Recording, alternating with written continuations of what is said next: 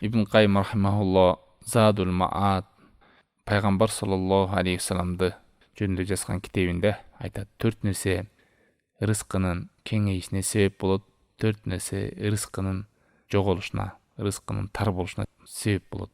Рызкынын кеңейишине себеп болгон нерселер: биринчиси кыямул лейл, түнкү намаз, тахажжуд намазды окуу. Канчалык тахажжуд намазды окуган сайын адамдын рызкысы кеңейет. Экинчиси болсо таң аткан учурларда истигфар кылуу. Багымдаттын алды, күн чыкканга чейинки учурда темең зикирде.